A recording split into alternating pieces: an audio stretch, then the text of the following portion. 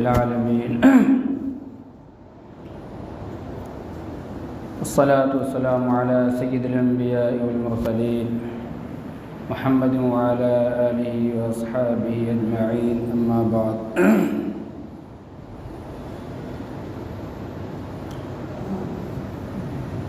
قال النبي صلى الله عليه وسلم الإيمان بضع وسبعون شعبة من الإيمان فأفضلها قول لا إله إلا الله وأدناها إماطة الأذى عن الطريق والحياء شعبة من الإيمان أو كما قال عليه الصلاة والسلام۔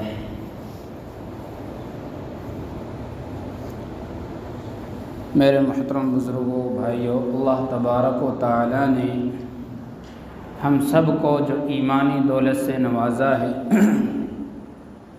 اللہ کا بے حد احسان و کرم ہے۔ اللہ کا ہم پر بہت بڑا فضل ہے کہ اللہ تعالیٰ نے ہم سب کو ایک قیمتی چیز سے نوازا۔ میرے عزیز بزرگوں، ایمان ہی وہ دولت ہے کہ جس کے پیچھے ہماری ہمیشہ کی کامیابی ہے۔ ایمان ہی کے ذریعے ہمیشہ کی زندگی کا سکون مل سکتا ہے۔ اگر ایمان نہیں ہے تو پھر چند دن کا یہ ذائقہ، یہ دنیا کی لذت تو ہم محسوس کر سکتے ہیں، لیکن ہمیشہ کا جو سکون، ہمیشہ کی جو راحت ہے وہ ہمیں نہیں مل سکتی۔ اور یہ ہم سب جانتے ہیں کہ دنیا تو ایک فانی ہے، ختم ہونے والی زندگی ہے۔ کبھی بھی کسی کی دنیا کبھی بھی ختم ہو سکتی ہے۔ جس انسان کی جب موت آ جاتی ہے اسی کے لیے اس کا اختتام اسی وقت ہو جاتا ہے، اس کی دنیا اسی وقت ختم ہو جاتی ہے۔ اور آخرت، اس کے بعد کی جو زندگی ہے وہ زندگی ابدی زندگی ہے، ہمیشہ کی زندگی ہے۔ اس میں نہ موت ہوگا، لا یموت فیہا ولا یحیا، وہاں انسان کبھی مرے گا نہیں، ہمیشہ جو ہے زندہ ہی رہے گا، چاہے پریشانی میں ہو تب بھی زندہ رہے گا، عیش و آرام کی زندگی ہوگی تب بھی زندہ ہی رہے گا۔ کتنی مصیبت، کتنا ہی بڑا عذاب چاہے اس کے اوپر کیوں نہ آ جائے، کتنے بڑے عذاب میں وہ مبتلا کیوں نہ ہو جائے، لیکن مرے گا پھر بھی نہیں۔ وہاں مرنا موت ہے ہی نہیں ہے۔ جب جنتی جنت میں چلے جائیں گے، جہنمی جہنم میں چلے جائیں گے، آخر میں جو فرشتہ ہوتا ہے روح کو قبض کرنے والا، ملک الموت جو ہوتا ہے، ان کو بھی آخر میں موت آ جائے گی۔ جو موت دینے والا فرشتہ ہے اس کو بھی آخر میں موت آ جائے گی، تو پھر روح نکالنے والا ہی کوئی نہیں رہے گا۔ اب جو جنت میں چلا گیا وہ جنت میں، جو جہنم میں چلا گیا وہ جہنم میں۔ تو آخرت کی جو زندگی ہمیشہ کی زندگی ہے، اس کی کامیابی کا دار و مدار ایمان کے پیچھے رکھا گیا ہے۔ تو اندازہ لگایا جا سکتا ہے کہ ایمان کی نعمت دنیا کے اندر سب سے بڑی نعمت ہے۔ اگر ایمان کے رہتے ہوئے دنیا کی کوئی دولت نہیں ہے تو پھر بھی یہ سمجھو کہ تمہارے پاس بہت کچھ موجود ہے۔ اگر دنیا نہ ہے تو کوئی مسئلہ نہیں ہے، لیکن ایمان کے بغیر دنیا موجود ہو تو کچھ بھی نہیں ہے۔ چند دن کی دنیا ہے، کبھی بھی کہیں بھی ختم ہو سکتی ہے، کچھ فائدہ نہیں۔ تو اللہ تعالیٰ کے ایک نظام کے مطابق ایمان کے پیچھے ہی کامیابی کا دار و مدار رکھا گیا ہے۔ اللہ کے نبی علیہ الصلاۃ والسلام ہمارے لیے راہ ہدایت جو ہے ہادی بن کر کے آئے ہیں۔ انہوں نے ہمارے لیے صحیح طریقہ بتلایا کہ بھئی ایمان کس طریقے سے حاصل کیا جائے گا، اس پر عمل کر کے کیسے اس کو بچایا جائے گا۔ ایمان کی حفاظت کرنا یہ ہماری ذمہ داری ہے۔ اللہ نے دے تو ہمیں دیا ہے، جنہوں نے قربانی دے کر کے اس کو حاصل کیا ان کو تو اس کی قیمت کا اندازہ تھا، اس لیے انہوں نے اس کی قدر ہی نہیں کی، بلکہ انہوں نے اس کو اتنی حفاظت کے ساتھ رکھا کہ اس کے مقابلے میں کسی چیز کی جو ہے کوئی وقعت نہیں سمجھی، انہوں نے دنیا کو کچھ نہیں سمجھا۔ ایمان کی حفاظت اصل مقدم رکھ کے ہمیشہ اپنے ایمان کو بچانے کے لیے انہوں نے اپنی دنیا گنوا دی، اپنا گھر بار لٹا دیے، گھر بار چھوڑ دیے، شہر چھوڑ دیے، کہیں کے کہیں چلے گئے، لیکن ایمان کو ہمیشہ بچا کر رکھا۔ جانیں قربان کر دی، ایمان کو قربان نہیں کیا۔ کیونکہ ان کو پتہ ہے کہ یہ کوئی ایسے ہی تھوڑی حاصل ہو گئی، اس کے پیچھے جو ہے ایک بہت بڑی محنت لگی ہے، بہت بڑی قربانیاں دی گئی ہیں، تو ان کو تو اندازہ ہے۔ ہمارے پاس یہ نعمت آ گئی ہے بس وراثت میں، اس لیے ہمیں اس کی کوئی خاص قدر نہیں۔ اس لیے اللہ کے نبی علیہ الصلوۃ والسلام نے ہمیں طریقہ بتایا کہ بھئی اس کی حفاظت کرنی ہے اور اس پر عمل کرو گے تو حفاظت ہوگی۔ ایسے حفاظت نہیں ہوگی کہ بھئی ہمارے والدین مسلمان تھے، ہم بھی مسلمان ہو گئے، ہمارا نام مسلمانوں میں چل رہا ہے اور زیادہ کرتے ہیں، نماز پڑھ لیتے ہیں، ہو گئے فارغ۔ یاد رکھیں اللہ کے نبی علیہ الصلوۃ والسلام کا فرمان ہے کہ ایمان کے 70 سے زائد شعبے ہیں، یعنی 70 سے زیادہ شاخیں ہیں، حصے ہیں، الگ الگ اس کے جو ہے ایک شاخیں پھیلی ہوئی ہیں۔ مطلب یہ کام کرنا بھی ایمان کا تقاضا، دوسرا کام کرنا نماز پڑھنا بھی ایمان کا تقاضا ہے، ایسے روزہ رکھنا بھی ایمان کا تقاضا ہے، برائی سے بچنا یہ بھی ایمان کا تقاضا، بھلائی کا حکم دینا یہ بھی ایمان کا تقاضا ہے، ایسے ہی کسی کے ساتھ حسن سلوک کرنا یہ بھی ایمان کا ایک تقاضا ہے، کسی کے ساتھ جو ہے کسی کی کوئی مدد کر دینا، سہارا بن جانا یہ بھی ایمان کا ایک تعلیم ہے، ایمان کا ایک شعبہ ہے۔ اس طرح 70 سے زیادہ شاخیں، 70 کا لفظ کثرت کو بتانے کے لیے آتا ہے کہ یعنی کہ اتنے بہت زیادہ اس کی شاخیں ہیں۔ دین کا ہر عمل گویا ایمان کا ایک حصہ ہے، لیکن سب سے افضل جو حصہ ہے وہ ہے لا الہ الا اللہ محمد رسول اللہ، یعنی اس کلمے کو زبان سے تو پڑھنا، اس کا ورد کرنا ہے، ساتھ میں اس کا یقین اور اس کے جو تقاضے ہیں ان پر انسان عمل کر کے زندگی گزارے، یہ سب سے افضل درجہ ہے ایمان کا۔ کلمہ لا الہ الا اللہ بہت مختصر کلمہ ہے، بہت جو ہے چھوٹا سا کلمہ ہے، اور ہم پڑھتے بھی ہیں، اس کی تسبیح بھی پڑھتے ہیں، لیکن صرف تسبیح اور زبانی پڑھ لینا کافی نہیں ہے۔ ایمان کا تقاضا ہے، ان کا مطلب یہ کہ اس کا یقین بندے کے دل کے اندر اس انداز پر بیٹھ جائے کہ اس کا پورا پورا یقین اللہ کی ذات ہو۔ دیکھو لا الہ الا اللہ کا مطلب کیا ہے، مفہوم کیا ہے، معنی کیا ہے؟ اس کا معنی یہ ہے، اس کا معنی یہ ہے کہ اللہ کے سوا کوئی ذات قابل عبادت و بندگی نہیں ہے، اللہ کی ذات ہی بندگی کے لائق ہے۔ بندگی یعنی اطاعت کے لائق اگر ہے تو صرف اللہ کی ذات ہے، اس کے علاوہ کوئی جو ہے عبادت اور بندگی کے لائق نہیں۔ اب اس کے اندر غیر سے نفی ہو جاتی ہے، لا الہ الا اللہ محمد، کہ اللہ کے سوا کوئی معبود نہیں، غیر سے نفی ہوتی ہے اس کے اندر کہ غیر جتنے بھی اللہ کی ذات کے علاوہ جتنے بھی ہیں جو غیر ہیں ان کے اوپر ہمارا یقین کرنا، بھروسہ کرنا، یہ ہمارے ایمان کی کمزوری کی علامت ہے۔ اسباب کے درجے میں دنیا کی چیزوں کو استعمال کر سکتے ہیں، جو دنیاوی کاروبار ہے، دنیا کا جو نظام ہے اس کو اسباب کے درجے میں رکھ سکتے ہیں کہ بھئی ہاں ہمیں جب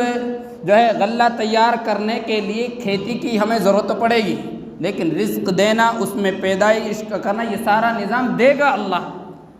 بیج ہم کھیت میں ڈالیں گے تبھی ہوگا، ایسا تو نہیں ہے کہ بھئی ہم بیج جو ہے بھی نہ ڈالیں اور امید لگائیں گے 4 مہینہ بعد ہمیں گیہوں کی فصل آ جائے گی۔ دنیا کی جو چیزیں ہیں اللہ نے جو اس کے اندر اسباب پیدا کیے ہیں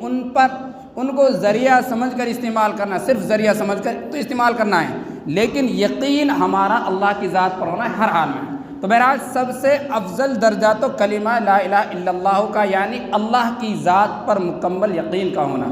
اور سب سے کم درجہ یہ ہے کہ راستے سے تکلیف دہ چیز کو ہٹانا ہے۔ راستے میں کوئی بھی تکلیف دینے والی چیز ہو اس کو راستے سے ہٹا دینا ہے۔ اب ہم اس کا موٹا سا مفہوم تو سمجھتے ہیں کہ راستے میں کوئی اینٹ پتھر یا کوئی کانٹا وغیرہ اس کو ہٹا دیں،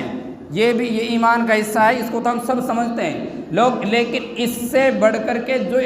جو ہے سب سے زیادہ جو ہے سب سے بڑی تکلیف کی جو چیز ہوتی ہے اس کو ہم تکلیف ہی نہیں سمجھتے ہیں اور بڑے حصے دار بن کر کے اس کا استعمال کرتے ہیں۔ یعنی آج کل ہمارے عام بستیوں میں اور جو ہے عام جگہ ہر جگہ پر یہ ماحول ہے کہ راستے میں جانور کو باندھتے ہیں، بھینس بندھی رہتی ہے، پورا راستہ گرا رہا ہے، ادھر سے بھی بندھ گئی ادھر سے بھی بندھ گئی، راستے میں موٹر سائیکل سے نکلنا، پیدل نکلنا بھی مشکل ہو جاتا ہے۔ اب اگر اتفاق سے کوئی جو ہے بھینس پاخانہ بھی کرتی ہے، پیشاب کی بھی کرتی ہے، چھینٹیں لگ جاتی ہیں، اندازہ لگائیں ایذائے مسلم حرام ہے۔ تکلیف دہ چیز کو ہٹانا یہ ایمان کا ایک حصہ ہے۔ کسی مسلمان کو تکلیف پہنچانا حرام ہے، حدیث کے اندر خود جو ہے صاف صاف آتا ہے، حرام ہے تکلیف پہنچانا۔ جو جن کے جو ہے جانور راستوں میں بندھے رہتے ہیں، کیا ممکن ہے کہ وہ جو ہے نکلنے بننے والوں کو ان سے تکلیف نہیں ہوتی ہے؟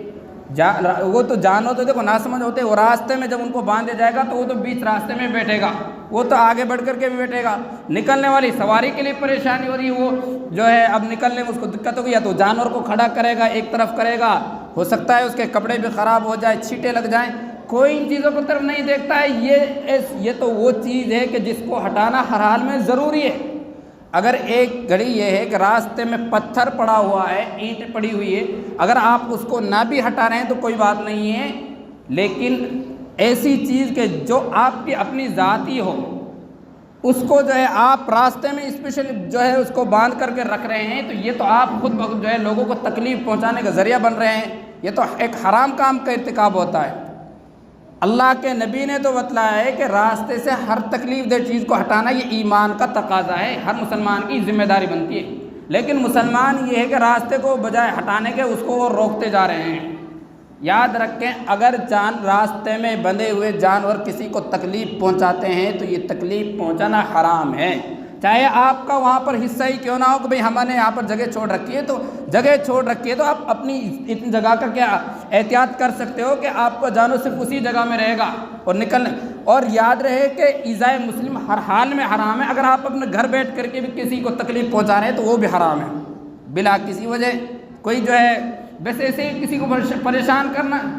اگر گھر بیٹھ کے بھی کسی کو تکلیف دو گے تو ایذائے مسلم کہتے ہیں تو وہ بھی حرام ہے۔ چہ جائے کہ اب وہاں اتنی سی جگہ چھوڑ دی، 2 آدھ 4 آدھ کی جگہ چھوڑ دی، پورا راستہ اس کے ذریعے سے جو ہے قبضے میں آیا ہوا ہے، اب سارے لوگوں کو پریشانی ہوتی ہے نکلنے بڑھنے میں۔ تو ایمان کا تقاضا تو یہ تھا کہ راستے کو بالکل صاف رکھیں، اگر اتفاق سے کوئی چیز ایسی آ جاتی ہے کہ جو نکلنے بانٹنے والے کے لیے، وہاں سے گزرنے والے کے لیے پریشانی کا سبب بنتی ہے تو آپ اس کو ہٹاؤ، یہ آپ کے ایمان کا تقاضا ہے۔ لیکن یہ لازم اور ضروری ہے کہ آپ کی اگر اپنی کوئی کسی چیز سے لوگوں کو پریشانی ہو رہی ہے تو آپ اس کو ہٹائیں، لیکن ہٹاتا کوئی نہیں ہے، خوب سنتے ہیں، خوب پتہ ہوتا ہے کہ بھئی اس سے جو ہے اس طرح ایذائے مسلم حرام ہے، تکلیف دینا حرام ہے، اب اللہ جانے سمجھ میں نہیں آتا ہے یا پھر جان بوجھ کر نہیں کرتے ہیں، کرتا کوئی نہیں ہے، بڑی غفلت کی بات ہے، ایک حرام کام کے اور اچھے لوگ اس کے اندر مبتلا ہیں، یہ نہیں کہ عام لوگ جو ہے جو بے نمازی ہیں، ذمہ دار ہیں، خوب پابند ہیں، وہ بھی اس میں مبتلا ہیں، وہ بھی یہ کام کر لیں، ان کو بھی احساس نہیں ہوتا۔ بہرحال اللہ کے نبی علیہ الصلوۃ والسلام فرمایا ہے کہ راستے میں تکلیف دہ چیز کو ہٹانا یہ ایمان کا ایک حصہ ہے۔ ایسے ہی والحیاء شعبۃ من الایمان، جہاں ایمان کے بہت سارے شعبے ہیں وہیں پر حیا یہ بھی ایمان کا ایک حصہ ہے، اس کو علیحدہ سے، حالانکہ یہ انہی میں آ جاتا ہے، 70 سے زائد شعبے بتلائے تھے ان میں بھی آ گیا، لیکن علیحدہ سے حیا کو ذکر کیا کہ حیا بھی ایمان کا ایک حصہ ہے، اس کی اہمیت کو بتلانے کے لیے، کیونکہ حدیث پاک کے اندر بھی آتا ہے کہ اذا فاتک الحیا ففعل ما شئت، حیا ہی وہ چیز ہے جو انسان کو بہت سارے برے کاموں سے بھی روکتی ہے، بہت سارے فضول کاموں سے روکتی ہے، جو چیز ان کے لیے مانع ہوتی ہے وہ ایک حیا ہوتی ہے انسان کی، اگر حیا انسان کے اندر سے ختم ہو گئی تو پھر کچھ بھی کر سکتا ہے، وہ جی چاہے گا وہ کرے گا، اذا فاتک الحیا ففعل ما شئت، جب حیا فوت ہو جاتی ہے تو جو چاہے کر، حیا اگر اندر رہے گی، آنکھوں میں حیا موجود ہے تو غلط نظر نہیں ڈالے گا، کانوں میں حیا موجود ہے تو غلط بات نہیں سنے گا، ضمیر اندر اگر حیا موجود ہے تو کسی کو جو ہے کسی کے بارے میں غلط نہیں کہے گا، کسی کو جو ہے تکلیف پہنچانے والی بات نہیں کرے گا، لیکن ضمیر اندر سے جب مر جاتا ہے، حیا جب ختم ہو جاتی ہے تو پھر وہ کچھ بھی کر لیتا ہے، اس کو احساس تک نہیں ہوتا کہ میں غلط کام کر رہا ہوں۔ میرے بھائیوں، میرے عزیز بزرگوں، اللہ تعالیٰ نے ہم سب کو دنیا کے اندر بھیجا، ایک مقصد لے کر کے بھیجا ہے، اور ہمارا اصل مقصد تو یہ ہے اللہ کی بندگی ہے، ہماری زندگی کا جو ہے زیادہ تر حصہ اللہ کی بندگی میں لگنا چاہیے، ہمارا اصل مقصد یہی ہونا چاہیے، اسی کی جو ہے اللہ کی یاد میں ہی ہمارا سارا وقت گزرنا چاہیے، دنیا کو صرف ضرورت کے لیے استعمال کرنا ہے، ہونا تو یہی چاہیے، اللہ کی بندگی میں ہمارا وقت گزرے۔ اور اللہ کی بندگی صرف نماز کا نام نہیں ہے، اللہ کے نبی نے بے شمار اس کے جو ہے ارکان جو ہے شعبے بتلائے ہیں، سب ہر ایک کو اپنانا یہ ہماری ذمہ داری ہے۔ جیسے نماز پڑھنا لازم و ضروری ہے، ایسے روزہ رکھنا بھی ضروری ہے جب روزہ آ جائے، جب زکوٰۃ واجب ہو جائے تو زکوٰۃ بھی ایسے ہی ضروری، ایسے ہی امر بالمعروف نہی عن المنکر یہ بھی ایسے ہی لازم و ضروری ہے، جب برائی عام ہو رہی ہو اس وقت میں برائی کو روکنا، بھلائی کا حکم دینا، یہ بھی لازم اور ضروری ہے۔ حدیث پاک کے اندر آتا ہے کہ اگر تمہارے اندر طاقت ہو تو تمہیں ہاتھ سے روکنے کی طاقت ہے تو ہاتھ سے ہی روکو، اگر تمہارے اندر یہ طاقت ہے کہ تو ایک بندہ برائی کر رہا ہے تو اس کا ہاتھ سے روک سکتے ہو، روکو ہاتھ سے، اگر ہاتھ سے روکنے کی طاقت نہیں ہے تو اس کو سمجھاؤ، زبان سے اس کو نصیحت کرو، اس کو جو ہے کچھ ایسی باتیں کو جن سے رک جائے، اور اگر اتنا بھی نہیں کر سکتا تو کم سے کم اس کا احساس دل کے اندر جو ہے اس کو برا ماننا چاہیے، کہ اس کا جو ہے درد ہونا چاہیے کہ بتاؤ کتنا غلط کام کر رہا ہے۔ اب بڑے افسوس کی بات یہ ہے کہ عام لوگوں کا تو کہنے کیا، جو نماز نہیں پڑھ رہا وہ تو نہیں پڑھ رہا ہے، ان کو تو جو ہے کہنے کیا، جو نمازی ہیں جو ہے بہت بڑے پابند ہے وہ بھی بڑی کوتاہی کر رہے ہیں۔ کیا کوتاہی ہو رہی؟ اللہ کا گھر ہے، مسجد ہے بہت بڑی ماشاءاللہ،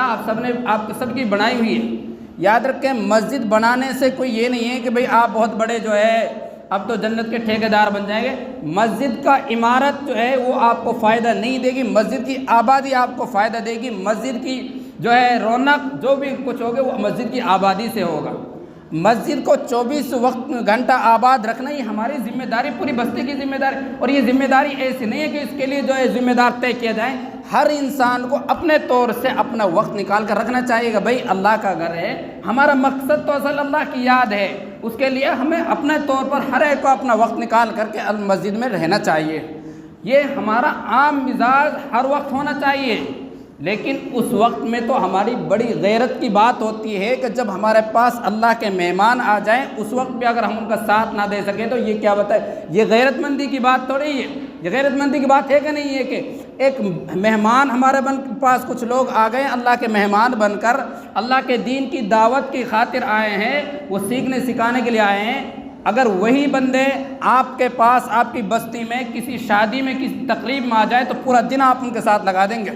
اور ایک دن کے لیے اگر مسجد میں جماعت آ جاتی ہے تو آپ ان کے پاس یہاں پر نہیں بیٹھتے ہیں، وجہ کیا رہی؟